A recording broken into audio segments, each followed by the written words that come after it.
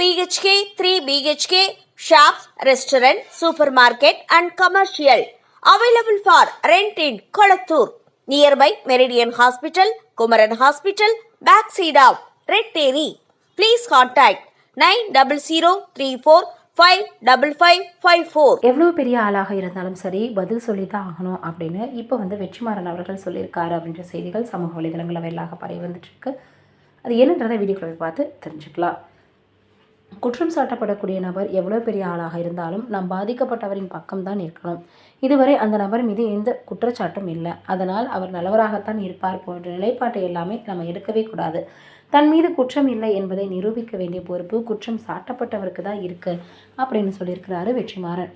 சினிமாவில் தற்போதைய சூழலை பற்றி பேசும் பொழுது தியேட்டர் மூலம் கிடைக்கும் வசூல் குறைந்து விட்டதாக நினைக்கல. ஓடிடி நிறுவனங்கள் இங்கே ஒரு பணவீக்கத்தை ஏற்படுத்திட்டாங்க. ஒரு கட்டத்தில் ரஜினி, விஜய் படங்களுக்கு 100 to 120 கோடி ரூபாய் கொடுக்க தயாராக இருந்தாங்க. இதனால் நடிகர்களுடைய சம்பளம் அதிகரித்தது, படத்தினுடைய பட்ஜெட் அதிகமாச்சு. காலப்போக்கில் இவ்வளவு செலவழிப்பது நமக்கு லாபத்தை தராது அப்படின்ற நிலையை ஓடிடி நிறுவனங்கள் தொட்டுட்டாங்க. இதனால் அவங்க படங்கள் வாங்குவது குறையுது. ஆனால் நடிகர்கள் பெரிய சம்பளம் வாங்கி பழகிட்டாங்க.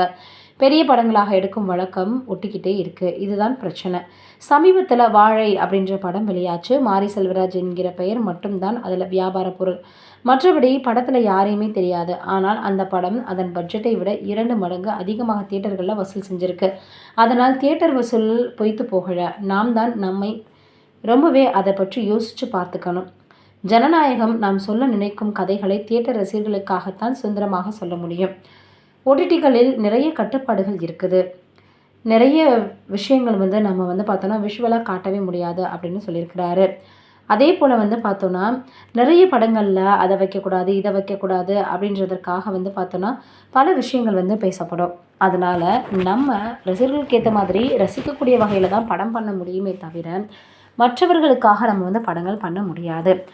இப்போ வெற்றிமாறன் அவர்கள் இப்படி பேசியிருக்கிறது பார்த்திங்கன்னா அனைவரினுடைய கவனத்தையுமே ஈர்த்திருக்கு.